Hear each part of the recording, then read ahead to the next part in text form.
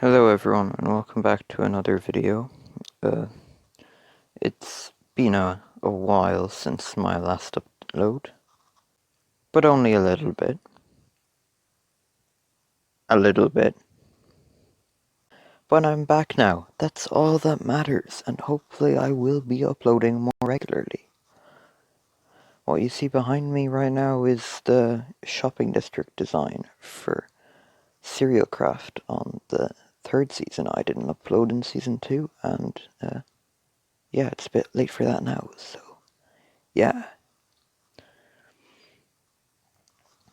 Anyway, in today's video I'll be showing you how I personally design bases and projects to the same scale between builds maybe 20-30 blocks tall to 60 blocks tall, or basically from just bigger than a house to this size. So yeah, I'll get on with the video. First, I sketch out a small design of what it is I'll be building. So for this video, I'll be building a sort of enchantment area in the center of a hand. So I drew out the hand because that would be the harder part of the thing to build, and I can scale the enchantment area around this hand. Once I'd finished designing the hand, it was on to picking block palettes. What you see in front of me are my usual choices for block palettes on builds. The palettes are vertical, by the way, so each, I guess, block along the row is a different block palette. But the ones vertically are the same, if that makes any sense. I'm sure you probably understand anyway.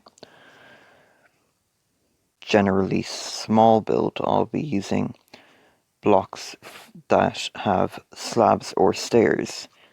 Although if I wanted to build it even smaller, I could also use blocks that are on this list of the trapdoor or walls list, which basically just consists of wood or stones. But I won't be doing that because it's not an incredibly small build, it's just a slightly small one. I start by making around the base or the wrist of the hand. I'm not making a very long wrist because it's not really necessary. Then I start making around where the fingers are going to be, using red wool, because this is very simple. It'll just give you a general idea of where you want to build, I guess, the fingers. But for other builds, it means you can build the layout of a house without going into too much detail on the house itself. After that, I started adding stone around each thing, and then I started adding stairs for more detail, I suppose, to the stone fingers.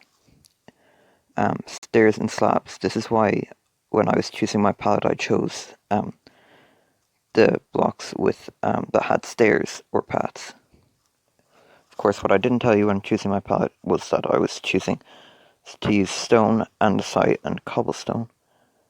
I just feel like this is a very good block palette choice for this particular build because all three of them have stone slabs and stairs, which is always good. And I'm just finishing up texturing here. The way I texture is that I do it in sort of veins, where I don't have the veins too close together, but there's not too many in the veins themselves.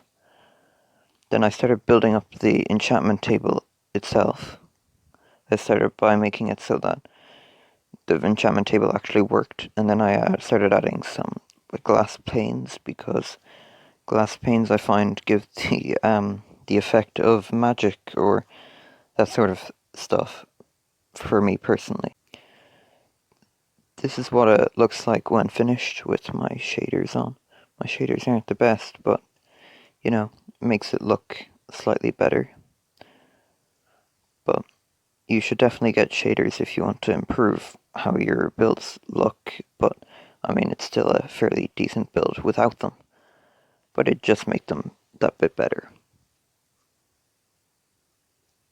Thank you all for watching, and please do like and subscribe for more if you liked what you saw in today's video. Thank you all. However, before I go, here's a quick summary of everything I've covered in today's video. First, I got the reference image, which I drew, but you could also get it off the internet. Then I chose a block palette, and I've shown you some of the palettes. After that, I chose the scale based on the palette, so based off of whether there were slabs or stairs available for the palette, etc. Then I made a wool outline. You saw me do that with the fingers with the red wool. And I filled in that outline, which you also saw me do. Then I added the details and the texture. And finally, when it was all done, I added in the shaders for the pictures because shaders are good.